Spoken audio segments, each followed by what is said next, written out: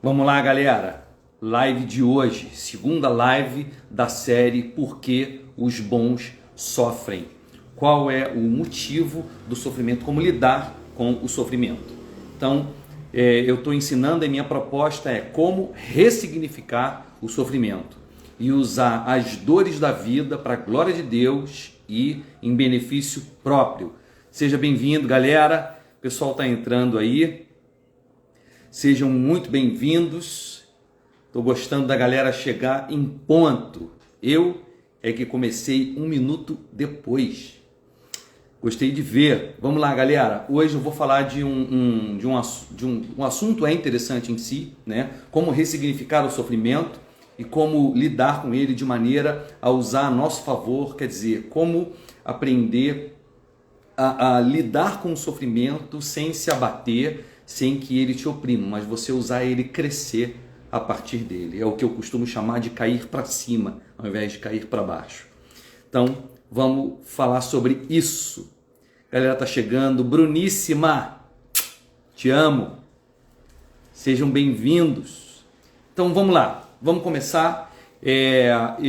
No final da live, eu baixo ela e upo ela para o YouTube. Você pode assistir no YouTube. A de ontem está lá. Eu disse que eu tiraria hoje à noite do ar, eu tirei mais cedo, mas eu botei no YouTube e está no YouTube e eu coloquei o link no meu story. Você pode acessar o meu story, você clica lá, você vai ser direcionado direto para o meu canal do YouTube e eu vou deixar essa semana essas lives lá no YouTube para serem assistidas. Você pode pegar o link, compartilhar para o máximo de pessoas possíveis. Você vai estar ajudando muito, me ajudando a promover, divulgar o meu trabalho e o que eu estou fazendo aqui, beleza? Então é isso, gente, vamos começar. Sejam bem-vindos, obrigado por terem chegado no início.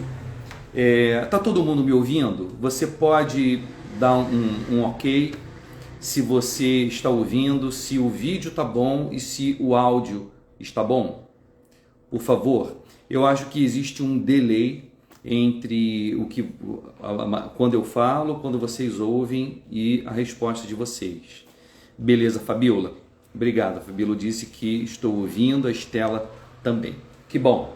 Então vamos lá, vamos começar. Grande André, meu vizinho André, Dayana, Amanda, disseram que estão ouvindo. Legal, gente. Vamos lá. Como ressignificar o sofrimento? O André, por exemplo, é um que eu pastoreei a mãe dele durante muitos anos, a Neuzi. Ela era uma grande amiga, uma pessoa muito especial, uma mulher de Deus. E há poucos anos atrás, o que, André? Uns 3 anos, a mãe dele morreu de câncer, infelizmente. Uma mulher excepcional, extraordinária. E eu lembro de ter encontrado o André está sofrendo muito. Mas o André está aí, se revigorando, trabalhando, abrindo um novo negócio. E eu quero falar um pouco sobre isso. Bom, eu quero trazer 3 histórias da Bíblia.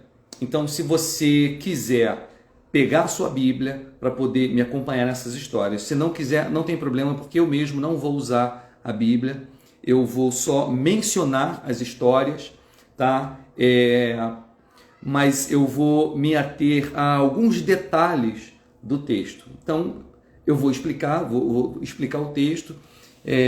Eu sei os textos de cor, então eu vou falar dos detalhes, das palavras, do que acontece. Se você quiser acompanhar, tudo bem. Tá bom? É isso aí, vamos lá. Bom, o que eu quero dizer é o seguinte: existe um padrão de comportamento que a gente encontra em alguns personagens da Bíblia. A maneira como eles reagiram é muito parecida quando eles passaram por grande tragédia. Eu vou começar contando uma delas. E eu quero ser direto, sem enrolação. Uma história é a história de Davi. Davi, ele era perseguido pelo rei Saul. E por causa do rei Saul, que era o rei do seu próprio povo, antes de Davi se tornar rei, ele era perseguido pelo então rei Saul. Davi foge do rei porque Saul queria matar ele. E onde Davi e o seu exército vão morar para buscar proteção. Ele vai morar na terra dos inimigos, os filisteus. Os filisteus eram, na época, os grandes inimigos de Israel. E Davi vai se proteger de Saul, rei de Israel, do seu povo, na terra do inimigo do seu povo, né? Aquele ditado, o inimigo do meu inimigo é meu amigo. Pois bem, ele foi se refugiar na terra do inimigo do seu povo. Ele está, portanto, numa cidade dos filisteus chamada Ziclag. Ele, sua família, os seus homens, o seu exército, as famílias dos seus homens, eles estão ali. Bom, resumindo a história, ele vai para uma guerra, tá? Quando ele volta da guerra, ele e os seus homens, quando ele chega na cidade dele, ele vê a fumaça. A cidade, as casas estão queimadas e destruídas. Eles correm, entram, suas mulheres e os seus filhos foram levados cativos e escravos, os seus bens foram saqueados e o que ficou foi queimado e destruído. Diz que, presta atenção nisso, aqui começa o padrão de comportamento que os homens e mulheres de Deus apresentam na Bíblia. Essa primeira história, eu quero falar de 3. Essa primeira história é a história de Davi. A primeira coisa que eles fazem, eles começam a chorar. E o texto bíblico diz que eles choram até não terem mais forças para chorar. Homens fortes, guerreiros. Eles chegam e a família deles foi levada escrava. Os bens deles saqueados e as casas queimadas e destruídas. Ora, eles perderam tudo, portanto eles estão diante de uma tragédia, porque passou um bando e o bando saqueou a cidade, levou mulheres e filhos, tá? Os bens, riquezas, dinheiro, ouro e queimou o que ficou. Eles choram e choram até não ter mais forças para chorar. Primeira reação que a gente aprende que grandes homens e mulheres de Deus têm diante da tragédia é o luto. Luto, choro, tristeza, tá? Portanto, chorar e chorar muito, ficar muito abatido, tá? É absolutamente saudável. A nossa geração, ela é intolerante à tristeza, dor e sofrimento. Eu vejo pessoas que perderam um pai, a mãe, ou então passaram por um divórcio, que é uma dor. Preste atenção nisso. O divórcio, segundo os especialistas, os psicólogos, dizem que o divórcio é uma dor emocional semelhante à perda de um filho.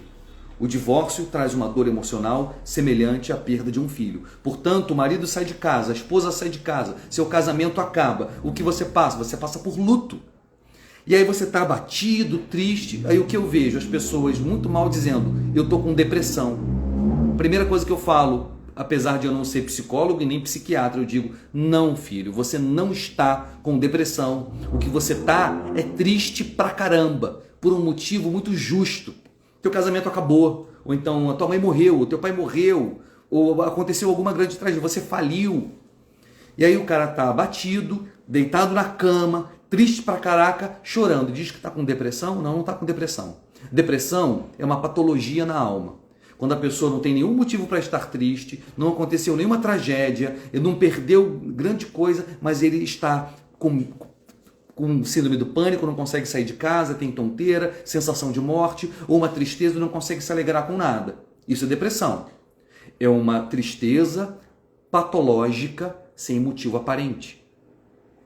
Agora, se você perdeu o pai, ou perdeu a mãe, ou perdeu o marido, a esposa, seja por morte, seja por divórcio, perdeu um filho, ou você está falido, tá? Como eu tenho um amigo que entrou em contato comigo hoje querendo conversar, ele tinha uma empresa, teve um problema com uma ex-esposa, enfim, que a empresa dela estava no nome dele, ele perdeu tudo, perdeu $500 mil, perdeu o patrimônio de uma vida inteira de trabalho.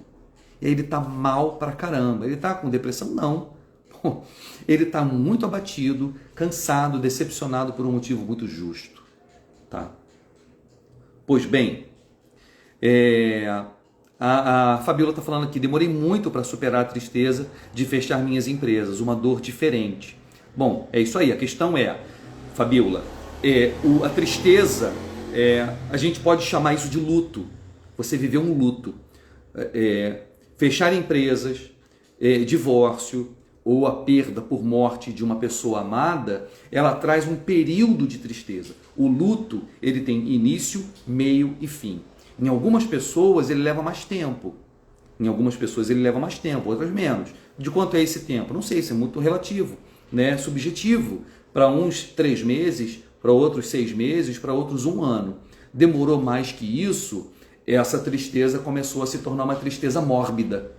Está na hora de procurar ajuda profissional, né? Se leva mais de 1 ano, é uma tristeza mórbida que você não consegue superar, tá? Mas eu acho que até 1 ano é razoável. É razoável. Ok.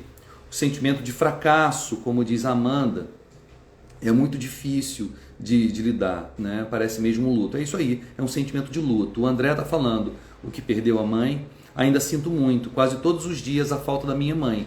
É isso, porque, André, o luto, ele tem alguns períodos, tá? Primeiro, é o sentimento de dor por causa da perda. Perdi, ela morreu, né? Isso é terrível, terrível, a sensação, porque existe uma incompatibilidade muito grande entre o amor e a finitude, né? O amor, ele é para sempre. Aliás, a minha mãe, antes de morrer, escreveu uma carta para mim. E de tudo eu perdi. Ela escreveu essa carta num livro que eu dei para ela. E eu perdi esse livro, infelizmente. Mas de tudo que ela escreveu, eu lembro de uma frase. Ela diz o seguinte: Michel, eu te amo. E como o amor transcende, te amarei para sempre. Eu achei isso muito bonito. Eu te amo. E como o amor transcende, te amarei para sempre. Né?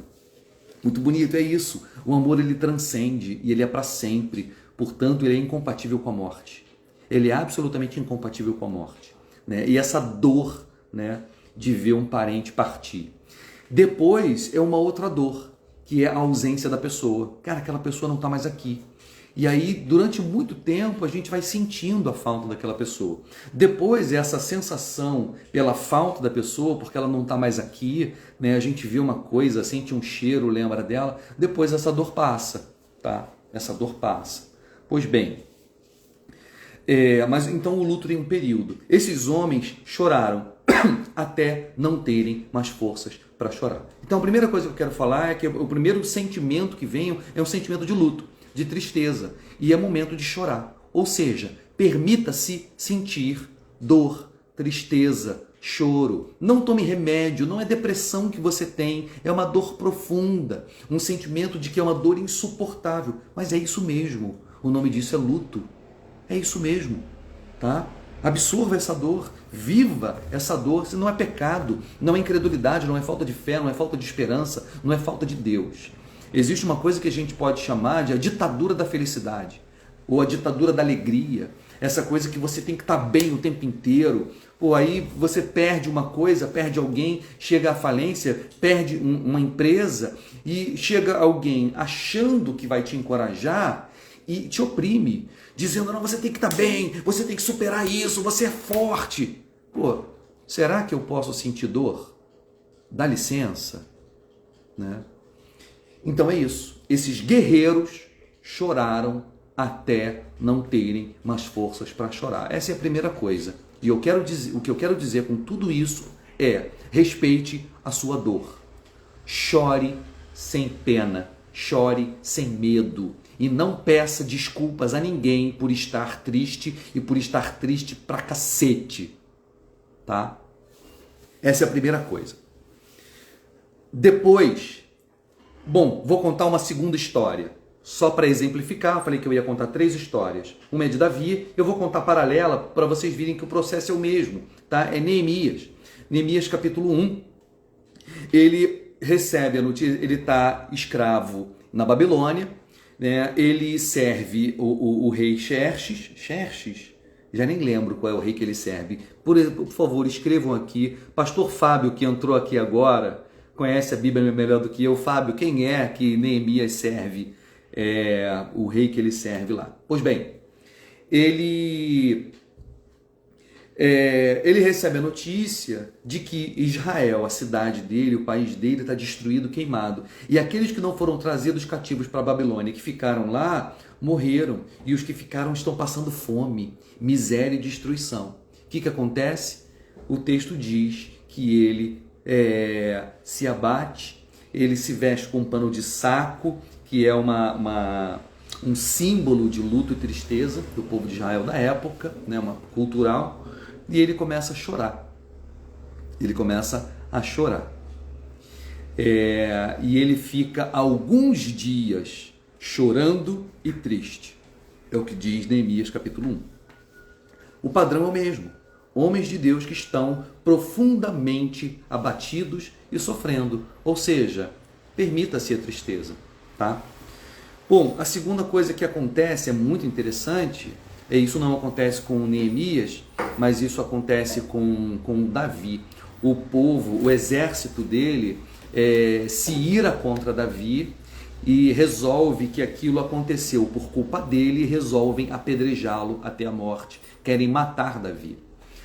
E aí é muito interessante, né? Quando a gente está sofrendo, a gente quer procurar um culpado, né? E aí eu quero te dizer que a pior coisa que você pode fazer é tentar procurar um culpado. Sobretudo, querer colocar culpa sobre você.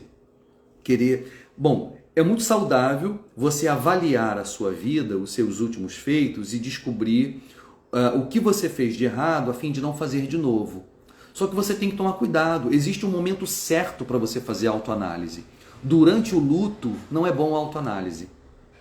Eu vou compartilhar uma frase com vocês. Se vocês se esquecerem de tudo que eu falei hoje nessa live, lembrem-se só disso aqui.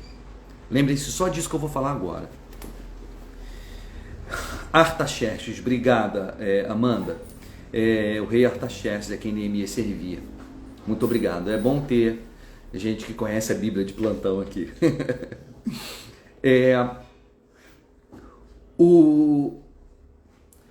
Visitar a sua alma e o seu coração, tá?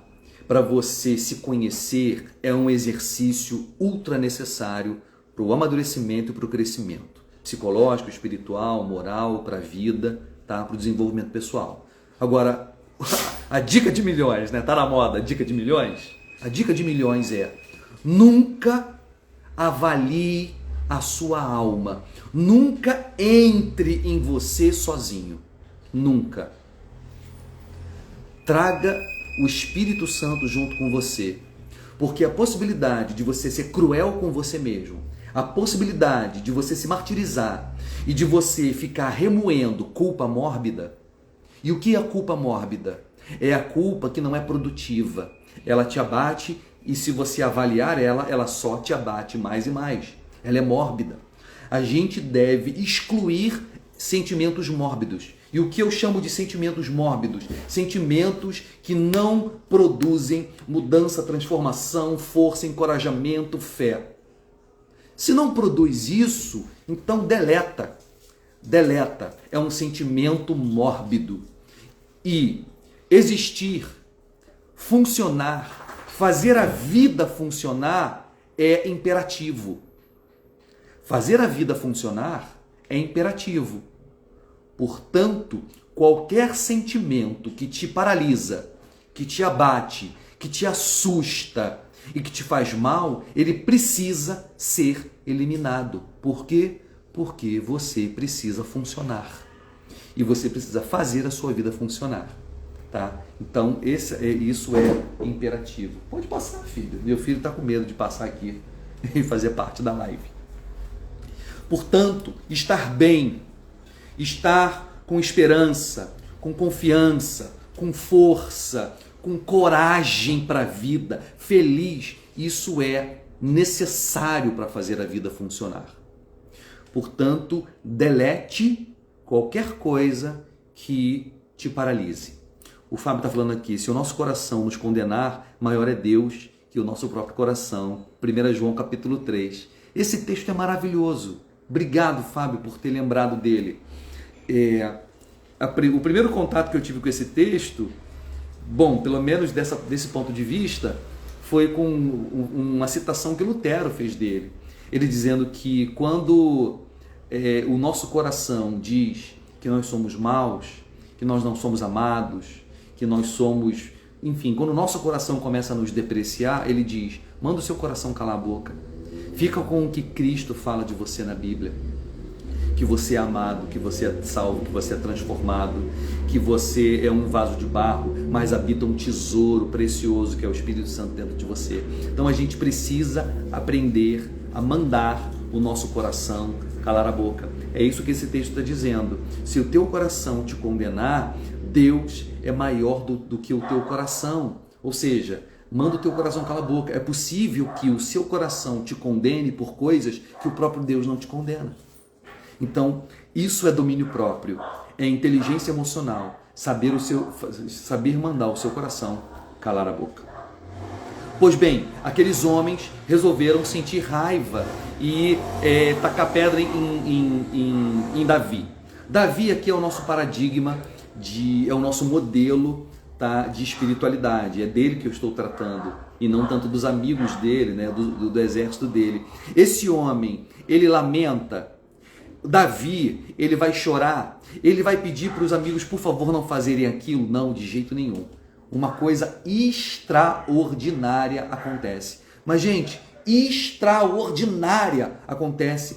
Mas é extraordinária mesmo, porque é da natureza do ser humano, quando está mal, ele não reagir. A nossa mente se anuvia, a gente perde a capacidade inventiva, a gente perde a capacidade imaginativa, a gente perde lembrança das coisas boas, né?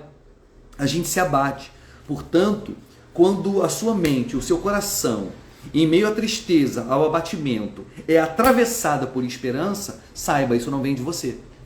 Só o Espírito Santo produz isso. Portanto, o texto diz que quando os amigos de Davi resolveram apedrejá-lo, veja, ele chorou até não ter mais forças para chorar, ele estava cansado, acabou de vir de uma batalha, ele também perdeu esposa, filhos, ele também perdeu bens, só que ele não tem ninguém para culpar. Todo mundo resolve culpar ele não tem ninguém para culpar, o que é ótimo. Ele poderia culpar Deus, mas ele não faz isso.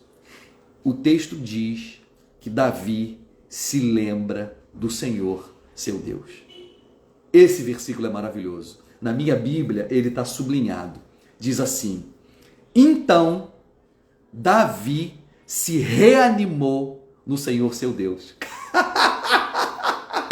Gente, eu amo isso. Então Davi se reanimou no Senhor, seu Deus. Eu imagino o Espírito Santo atravessando a mente e a alma de Davi. E ele, opa, pera lá. Pô, não é assim. As coisas não podem terminar assim. Não é possível que eu vou perder esposa, filhos, bens, casa e agora os meus amigos. O meu exército vai me apedrejar até a morte e vai ficar por isso mesmo? Não. Ele se reanimou. Mas ele não só se reanimou, ele se reanimou no Senhor, seu Deus. E aí diz o texto que ele procura o sacerdote e ele pega a estola sacerdotal. Era um símbolo de oração. Os sacerdotes usavam uma estola para orar. Ele pede a estola emprestada do sacerdote. Ele se retira do lugar onde ele está. Olha que coisa interessante. Você se afastar do problema é muito importante. Retirar um tempo para ficar sozinho, se afastar e orar e buscar a Deus. Esse é um padrão. Se eu falei que a primeira coisa é chorar e se entristecer, a segunda coisa, existe um momento que você diz, bom, agora chega de chorar. Agora chega de chorar. Chorei, me entristeci, né? Falei, desabafei, agora chega. Eu preciso virar a página, dar o segundo passo. Eu preciso sair desse buraco em que eu me encontro. Mas eu não encontro forças em mim para isso. Não procure forças em você. Procure em Deus. Se afasta e procura Deus. Então, Davi se reanimou no Senhor, seu Deus. Ele pega, primeiro ele se reanima. Ele lembra de Deus. ele pega a estola sacerdotal e se retira, se afasta do problema. E ele vai orar. Isso é maravilhoso. Paralelo com Neemias, a mesma coisa. Diz que ele se entristece por alguns dias e depois o que Neemias faz? Jejua e ora por alguns dias. Jejua e ora por alguns dias. Percebe o padrão? Depois você pode ir lá nos textos bíblicos e verificar. Teriam muitos textos bíblicos e muitos exemplos para dar a vocês, mas eu não consigo colocar isso em uma hora. Pois bem, é um padrão. Primeiro é o luto, o choro, a tristeza, assume a dor, abraça a dor. Depois você diz, chega, agora eu preciso sair desse buraco. Você se reanima no Senhor seu Deus, você busca Deus em oração, para que Deus te renove. Tá? Essa é a segunda coisa. E a terceira coisa, presta atenção nesse padrão. Presta atenção nesse padrão. Eu, anunciando a live de hoje, eu coloquei um subtítulo. Gente, tem um cara de moto passando aqui no meu condomínio, insuportável. Desculpem pelo barulho. Eu coloquei um subtítulo. O subtítulo é Ninguém virá te salvar. Não sei se vocês leram isso, se vocês repararam. Ninguém, desculpa se eu vou ser duro, mas a verdade é essa. Ninguém virá te salvar. A oração de Davi, gente, é fantástica. A oração de Davi é fantástica. Ele diz, perseguirei eu o bando, alcançá-lo-ei. Essas duas perguntas que ele faz, preste atenção.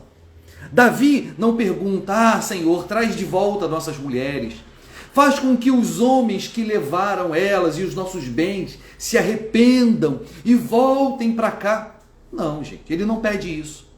Olha, dá um jeito, Senhor, de eles voltarem, conseguirem se libertar e voltar correndo. Não. Davi se coloca como agente de libertação e salvação da sua própria história. Mas ele não é arrogante, ele confia em Deus. É em Deus que ele se anima, é em Deus que ele acredita, mas ele se coloca como agente, como coagente de Deus. Perseguirei eu o bando, ou seja, eu devo perseguir e mais, vou alcançar. Isso é fantástico. O paralelo de Neemias. Neemias se levanta do choro, do luto, do jejum e da oração e volta para o trabalho, porque a vida continua, né? Os boletos não param. Os boletos não param. Neemias levanta e vai trabalhar. Ele precisa servir ao rei. Só que ele chega diante do rei, ele chega abatido. E o texto diz que ele nunca esteve abatido antes. Foi a primeira vez que ele se apresenta diante do imperador, do grande imperador Artaxerxes, triste, o que era proibido. Diz que Artaxerxes olha para ele e diz, ué, você tá triste, mas você não está doente. Só pode ser tristeza do coração. O que está acontecendo? O que você me pede? Olha só, o que você me pede? O texto diz que ele ora. Ele deve ter feito uma oração silenciosa e uma oração relâmpago ali. Ele vira para o rei Artaxerxes e diz, como não poderia eu estar triste se a terra dos meus pais, de onde eu vim, está destruída e queimada, e aqueles que moram lá estão passando por grande fome e miséria? O rei diz, o que você me pede? Aí ele faz uma lista de coisas. Ele diz, me dá um período sabático e me dá madeira, dinheiro, soldados, isso, aquilo, e deixa eu ir reconstruir a cidade dos meus pais. Ele se coloca como agente de mudança, transformação e salvação da vida dele, do problema dele. Eu amo isso. Me dá que eu vou resolver o problema. Mas ele não fez isso sem orar, não é uma autonomia arrogante. É uma coragem que nasce de Deus e ele confia que em Deus ele vai lá e vai resolver. É Davi dizendo, alcançarei, perseguirei eu o bando, alcançá-lo-ei. Ele sabe que Deus é salvador, mas Deus não é salvador sem a sua ação. Então ele se coloca como agente de transformação da própria história em Deus. E Deus diz, persegue porque alcançará. e tudo libertará. Eu amo essa resposta. Deus fala 3 coisas. Persegue, porque alcançará e tudo libertará. Pô, ele tem uma promessa. Ele tem uma promessa. A mesma coisa acontece com Neemias. O rei dá tudo para ele. O que Neemias faz? Pega a caravana e vai para Israel reconstruir o templo, reconstruir os muros, reconstruir a cidade, mão na obra. E todo o livro de Neemias é a batalha e todos os desafios que ele tem na reconstrução da cidade e dos muros de Jerusalém, que é uma história fantástica. Aliás, eu gosto muito de uma figura que o livro de Neemias nos traz, e diz que ao mesmo tempo que eles tinham que reconstruir o muro, a cidade era murada, então a primeira coisa que eles tinham que construir era o muro para proteger de invasão de inimigos. Ao mesmo tempo que eles tinham que reconstruir o muro, eles precisavam se defender dos inimigos. Porque enquanto eles reconstruíam o muro, os inimigos, os adversários, batalhavam contra eles para que eles não conseguissem reconstruir o muro. Então a Bíblia diz que com uma das mãos, presta atenção nisso, com uma das mãos, eles trabalhavam com a colher de pedreiro. E com a outra mão, eles empunhavam espada e lança. Quem aqui nunca passou por isso? Que ao mesmo tempo que tem que ralar e trabalhar para fazer a vida funcionar, tem que ao mesmo tempo dar duro e se defender e se proteger de um monte de ataque que você acha que é desnecessário, mas vem junto com o trabalho. É isso. A vida não dá trégua. Com uma mão, você está com a colher de pedreiro, reconstruindo o muro, e com a outra mão, lutando com espada e com lança, se defendendo do adversário. Não é a Gabi? A Gabi botou aqui, euzinha. Com uma das mãos você constrói, e com a outra você se defende. É assim, gente. Eu vou falar uma coisa para você. Problemas nunca vêm sozinhos. Os problemas gostam de andar de mãos dadas, tá? Você diz, Michel, essa palavra não é nada consoladora. É sim. O que eu estou dizendo para você é que não tem nada errado contigo. Está acontecendo com você, está acontecendo comigo, está acontecendo com a Gabi, está acontecendo com todo mundo. Aconteceu com Neemias, aconteceu com Davi. Ele era perseguido pelo rei e foi morar na terra dos adversários. Ele foi para a batalha. Quando volta, a família dele está destruída. E como se não fosse suficiente, o exército dele quer matar ele. Olha quanto problema vem junto, gente. Problema sempre anda de mão dada. Então não tem nada errado com você, não tem nada errado comigo. Essa é a nossa história. Tamo junto, tamo junto. Então o que a gente tem que fazer? Partir para dentro, meu irmão. Partir para dentro. Eu amo a oração de Davi. Perseguirei eu o bando, Senhor. Eu imagino um valente de guerra, de joelhos, destruído, tirando forças do íntimo da alma, forças dadas pelo Espírito Santo, e dizendo, rilhando os dentes, rangendo os dentes, perseguirei eu o bando, alcançá-lo-ei. E Deus dizendo, sim, perseguirá, alcançará e tudo libertará. O que a Gabi falou aqui? Acabei de ver que fiz essas 3 coisas e saí. Glória a Deus. Glória a Deus. A Aline falou, verdade. A Amanda, quer consolo maior que não encontrar apoio nas minhas forças e nem em alguém semelhante a mim para me socorrer, mas está totalmente acolhida nos braços do Senhor? É isso aí. É isso aí. Só que Deus requer que a gente lute e Ele nos capacita para isso. E essa capacitação a gente tem que buscar na oração. Enfim, e aí ele vai. A 4ª e última coisa, a batalha. Eu falei de 3 coisas até agora. Primeiro é a fase do luto, depois é a fase da oração, depois é a fase de você se colocar como agente de transformação da sua própria situação. Tá? E a 4ª e última coisa é o processo da batalha. Não é fácil, gente. Vai ler o livro de Neemias. E mais, diz que os homens saem junto com Davi para atravessar, para procurar onde foi que passou um bando, né, levando escravos às famílias deles e os bens.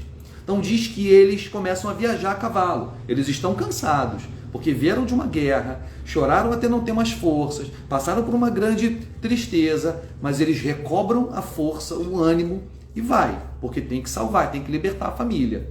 E diz que eles se deparam com um ribeiro. Um ribeiro não chega a ser um rio, é um ribeiro, tá? É uma coisa rasa. E diz que 400 homens não conseguem atravessar aquele ribeiro a cavalo, de tão cansados que estavam. Eles estavam exaustos. 400 homens ficam e só o restante consegue atravessar e continuar. No caminho eles encontram um cara caído, eles dão comida para esse cara, dão água, o cara recobra o ânimo, estava doente, ele conta que foi abandonado pelo bando dele, e aí ele diz que faz parte do bando que roubou e que saqueou a cidade de Ziclag de Davi. Esse homem guia eles até o bando. Olha só as migalhas da providência de Deus. Lembra de João e Maria que vão pela floresta e vão deixando migalhas de pão para saber qual era o caminho para poder voltar, né? Pelo caminho das migalhas? Eu chamo isso de as migalhas da providência de Deus que Ele deixa no caminho para nos dizer para onde nós devemos ir. Migalhas da providência. Esse cara caído é uma migalha da providência de Deus. Ele adoeceu e o bando abandonou ele ali para ele morrer sozinho, porque ele não conseguia acompanhar. Só que esse bando esse homem que estava doente de morte recobra o ânimo e é ele que vai guiar Davi e os seus homens até o bando. Isso é fantástico. Diz que quando Davi e os seus homens se deparam com um bando acampado, eles dão com o bando. E diz que eles travam uma batalha, se eu não me engano, que durou 9 horas. 9 horas. Diz que eles lutaram por tanto tempo que depois que a batalha acabou, eles não conseguiam largar a espada. Sabe quando você carrega a bolsa pesada do mercado, depois você não consegue abrir os dedos? Pois bem, diz que eles seguraram por tanto tempo a espada que a batalha acabou e eles não conseguiam abrir a mão para largar a espada. Eles ficaram com aquela espada na mão por muito tempo, porque não conseguiam abrir os dedos.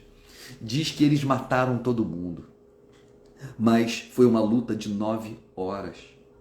Então veja que Deus disse para ele que ele ia perseguir o bando, que ele ia alcançar e que ele ia libertar. Mas isso não foi feito senão sem uma jornada muito grande, sem ter ficado muita gente cansada pelo caminho, sem ele precisar de milagres da providência de Deus para encontrar o bando, cansados, exaustos. Aí ele chega lá, ele vai para uma batalha. E uma batalha, gente, que não dura 30 minutos, não dura 1 hora, não dura 2 horas, dura quase um dia inteiro. 9 horas de luta, até que eles conseguem vencer. Ou seja, mesmo quando Deus está do nosso lado, mesmo quando Deus nos dá uma promessa, mesmo quando Deus diz vai, que você vai encontrar, vai batalhar e vai vencer, beleza, mas mesmo assim a batalha, o processo é difícil pra caraca. Mas Deus está contigo. Deus está contigo. Pô, mas tá difícil pra caramba, é assim mesmo. Eu gosto muito de deixa eu ver que horas são, porque eu falo pra caraca, né? Faltam 20 minutos. Eu gosto muito de um texto, quase que eu acabo com a live. Eu gosto muito de um texto onde Jesus manda, também te amo, Gabi. Eu gosto muito de um texto onde Jesus manda os discípulos atravessarem o mar e que ele vai depois. E os discípulos vão atravessar o mar sozinhos, né? Diz que Jesus mandou eles irem. Só que, deixa eu fechar essa janela aqui porque tá uma barulheira.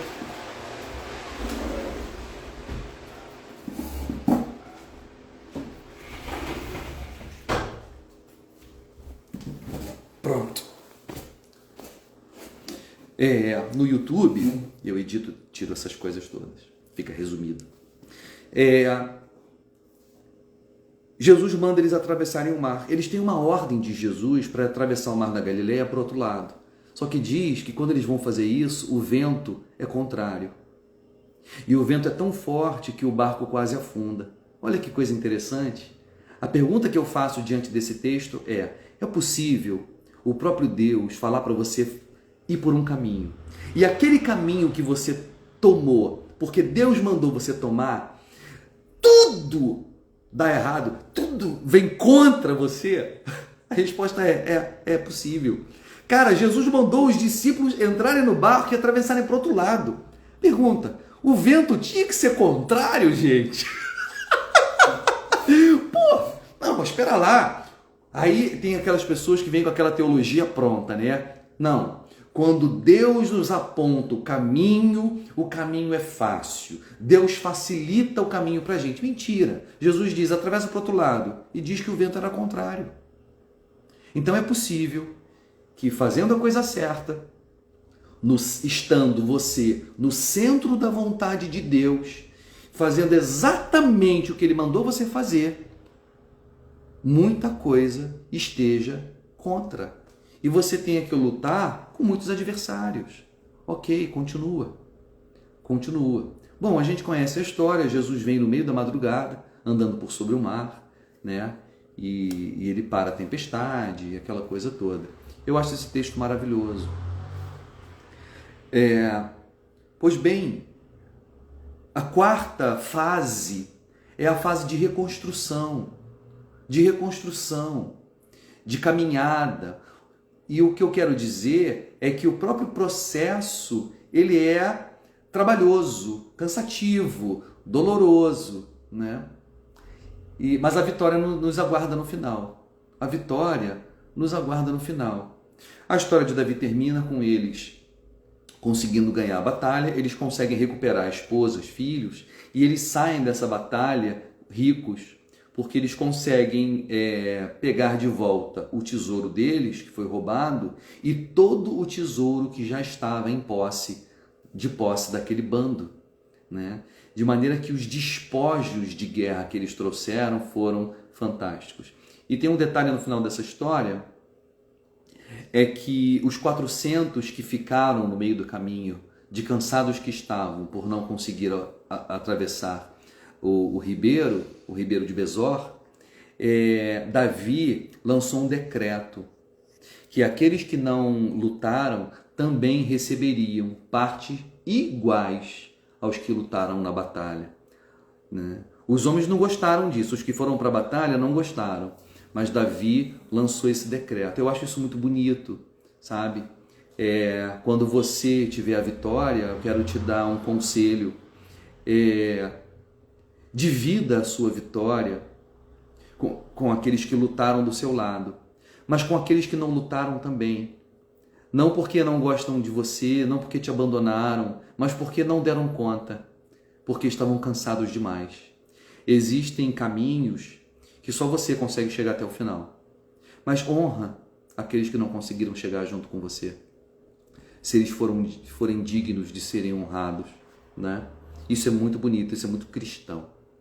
Então, essas 4 fases, né? A gente vê isso muitas vezes. Esse processo de como homens e mulheres de Deus lidam com a dor e com o sofrimento. Eu quero terminar falando de um outro texto, faltam 15 minutos. Um outro texto que eu gosto muito, que está no Evangelho de Lucas, no capítulo 18, é a parábola do juiz iníquo. Existem apenas 2 textos, nos 4 evangelhos de Jesus, existem apenas 2 textos, e os 2 estão no Evangelho de Lucas. 2 textos que Jesus conta uma parábola e o próprio evangelista, ou seja, o próprio texto diz qual é a moral da história. O próprio texto diz por que Jesus contou aquela parábola, qual era a moral da história, qual era a intenção dele ao contar aquela história. Um desses textos é esse, Lucas capítulo 18. O texto começa dizendo: disse Jesus uma parábola sobre o dever de orar sempre e nunca esmorecer. Olha que interessante. A parábola começa com Lucas dizendo o motivo pelo qual Jesus a conta. Disse Jesus uma parábola sobre duas coisas: o dever de orar sempre e nunca esmorecer. Diz que uma viúva, portanto, a viúva era a figura mais vulnerável da época. Uma mulher, há 2000 anos atrás, em Israel, em um mundo onde o trabalho ele era laboral, ele era braçal, portanto, as mulheres não tinham tanta oportunidade de trabalho quanto tem hoje. O mundo mudou, não é porque o mundo na época era machista e o mundo de hoje é legal. Não. 2 adventos mudaram a relação da mulher com o mundo. Um foi a Revolução Industrial, né? Que mudou o perfil de trabalho, né? O segundo advento foi a pílula anticoncepcional, que permitiu que a mulher não tivesse 13 filhos ao longo da vida e que, portanto, passasse toda a vida dela cuidando de criança e grávida, né? Ou seja, por causa da Revolução Industrial, né, que inaugurou o século XX, as mulheres podem até ir para a guerra. Antes não podiam, a mulher tinha... porque a batalha, né, ela era braçal. Você tinha que empunhar uma espada, uma lança, um escudo, e o embate era corpo a corpo. Hoje não. As mulheres podem ir para a guerra porque nós inventamos armas de guerra, como por exemplo um fuzil, onde de trás de uma trincheira você aperta o gatilho. Entende? Hoje a mulher pode dirigir tanque de guerra, caça. Antes não, ela tinha que ir para a batalha. E não dá para uma mulher competir força física, braçal, com um homem. Então o mundo mudou. O homem era machista, a mulher foi oprimida a vida inteira. Não, não foi. A questão é que o tipo de trabalho mudou. Então hoje a mulher está possibilitada a entrar no mercado de trabalho. Ela não podia antes, por causa da Revolução Industrial, por causa da Revolução Tecnológica, por causa da modernidade, por causa do capitalismo, que promoveu evolução no trabalho, mudança, tá? E por causa da pílula anticoncepcional, onde a mulher pode escolher se ela quer ter filho ou não, quantos filhos ela quer ter. E ela pode escolher ter uma vida de trabalho. Pois bem, machistas são os homens que acham que a mulher não pode trabalhar por direito divino, né? Não, é papel social da mulher ser mãe e dona de casa. Isso é machismo. O cara não consegue ver que, na verdade, o mundo mudou. E se a mulher só era mãe e dona de casa, é porque o mundo, né, tal como se apresentava, só permitia isso. Eu falei, já nem lembro porque eu disse. Ah, sim, lembrei. Por causa, deixa eu ver que horas são, por causa da viúva, né? A mulher era viúva, então ela não trabalhava. Se ela era viúva, significa que ela era pobre e ela era sozinha, ela não tinha ninguém que a defendesse. E geralmente os mais fortes, que são os homens na época, os mais fortes, eles têm a possibilidade de serem perversos. Os mais fracos não têm a possibilidade de ser perversos, também são, né? Mas não tem a possibilidade de colocar em prática a sua perversidade tanto quanto os mais fortes têm. Então não é um problema do macho, é um problema do ser humano. Essa mulher é oprimida. Como se não bastasse ela ser viúva e pobre, o texto diz que ela tem um adversário. Ela tem um adversário. Olha o problema que vem com mãos dadas. E ela não tem condições, ela não tem poder de resolver o seu problema. É uma mulher extremamente frágil, vulnerável. É óbvio que Jesus não está falando de mulher e de viúva, Jesus está falando do ser humano, porque ele está falando de oração. Só que a viúva ali representa o ser humano. O que Jesus está dizendo, preste atenção nisso, que diante das adversidades da vida, diante das demandas da vida, todos nós somos absolutamente frágeis e vulneráveis, tal como essa mulher viúva. Portanto, todos nós precisamos da intervenção de Deus para resolver os nossos problemas. A história conta que essa mulher, porque não tinha poder de resolver o seu próprio problema, ela procura alguém mais poderoso que ela. Ela procura um juiz. Só que o juiz era iníquo, né? E o juiz não temia Deus nem homem nenhum, portanto ele não responde, porque ele não está nem aí para ela, ele não precisa responder, né? Só que ela perturba ele. E o que Jesus quer nos ensinar é que a gente precisa aprender a perturbar Deus em oração. O texto termina de uma forma muito interessante. Diz que o juiz ouve a mulher e defende a causa dela, julga a causa dela. Ok. Jesus compara Deus com esse juiz iníquo, né? Não por similaridade, mas por contraste. Ele está dizendo, se esse juiz, que é iníquo, que não respeita a Deus e a homem nenhum, responde essa mulher, quem dirá o vosso Pai? Não responderá aos seus eleitos.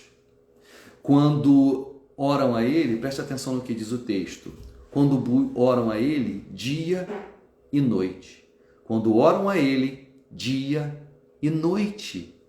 Não é oração para antes de dormir, não é oração para antes de almoçar, é quando oram dia e noite. Ou seja, Jesus espera que os seus filhos orem a Deus constantemente, dia e noite, né? Então ele espera que a gente ore muito. Ok. E aí ele diz, embora pareça demorado em responder, depressa ele responderá. Então ele diz que depressa Deus vai nos responder. Só que o depressa de Deus é diferente do nosso depressa. Ele diz, embora pareça demorado em responder. Jesus reconhece que todos nós temos a experiência de achar que Deus demora muito a nos responder. Isso é muito interessante. Só que ele diz que depressa Deus responde. Eu imagino que esse depressa significa o depressa dentro das possibilidades do que Deus está construindo em torno da nossa história. Enfim, eu não sei quais são os critérios de Deus para nos responder a oração. Eu sei que ele tem interesse em responder depressa, como diz Jesus, o mais rápido possível, né? Mas para nós, né, Jesus já sabia disso e os discípulos já passavam por essa experiência 2000 anos atrás, lá na Bíblia, né? Nós sempre temos a sensação de que Deus está demorando em responder. O próprio Senhor Jesus diz isso nesse texto. Mas ele diz, apesar da sua sensação de que Deus demora, ele responde depressa. O texto termina da seguinte, Jesus fazendo a seguinte pergunta: mas quando o Filho do Homem vier, porventura achará fé na terra? Porventura, quando o Filho do Homem vier, achará fé na terra? Do que Jesus está falando? De que fé ele está falando? Da capacidade de nós continuarmos orando a Deus, embora Deus pareça demorar. Isso é fé. Oração é fé na prática. Lembra que o início do texto contou Jesus uma parábola sobre o dever de orar sempre e nunca esmorecer. O que nos faz esmorecer na oração? A sensação de que Deus está demorando em responder. E aí a pergunta que Jesus faz eu quero ver se, apesar da demora, eu vou encontrar vocês ainda orando. Jesus está falando sobre a insistência, orar e nunca esmorecer. Ou seja, a gente precisa ser forte. A gente precisa ser forte. A espiritualidade bíblica é uma espiritualidade dos fortes. Dos fortes. A gente precisa dar conta da vida. A gente precisa lidar com os inimigos que se levantam. A gente precisa lidar com forças que são maiores do que nós. Portanto, nós precisamos ter consciência da nossa vulnerabilidade, né? E isso nos leva a orar. E orar insistentemente até que Deus responda. Portanto, é lutar com Deus em oração. A Kátia está dizendo que está com saudade. Eu também, Kátia.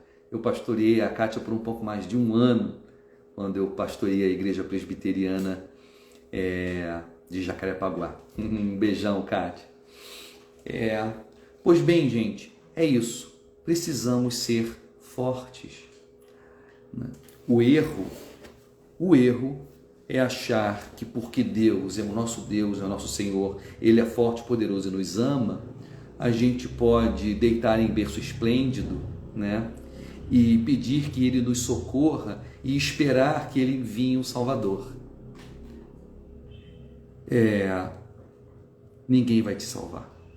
Ninguém virá te salvar. Deus espera que você seja o agente de transformação da sua própria vida.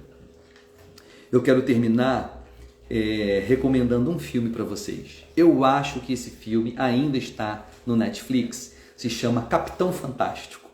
O nome parece o nome de super-herói, mas não é, tá? Capitão Fantástico. Gente, o filme é muito interessante.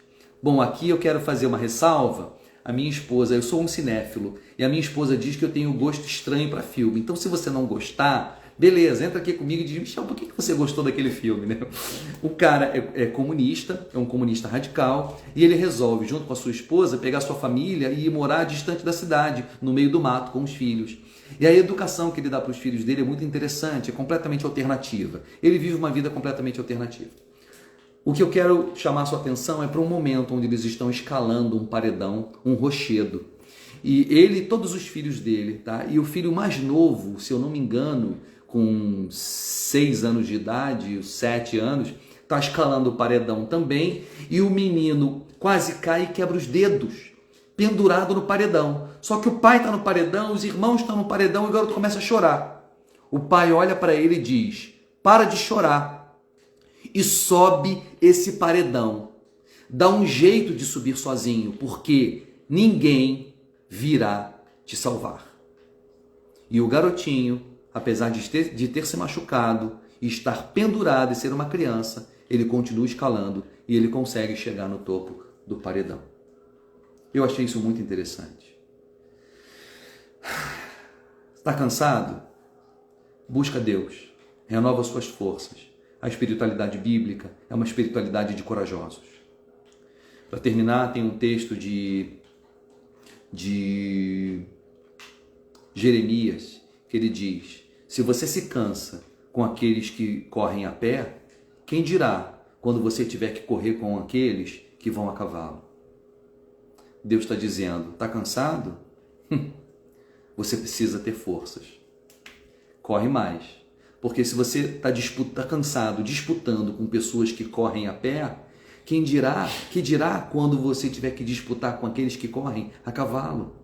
O que Deus está dizendo nesse texto é: a vida é difícil pra caraca, e às vezes ela fica mais difícil. O que cabe a você então? Correr como um cavalo. Corra com os cavalos.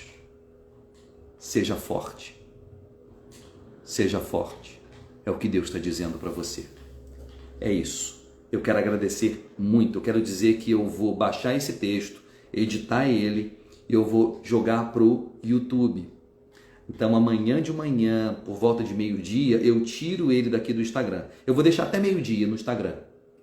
Compartilha, assiste, mas depois eu vou baixar ele, editar, botar no YouTube e você vai ter acesso a essa live lá no YouTube e eu vou compartilhar aqui no meu canal. Maurício, chegou pro amém.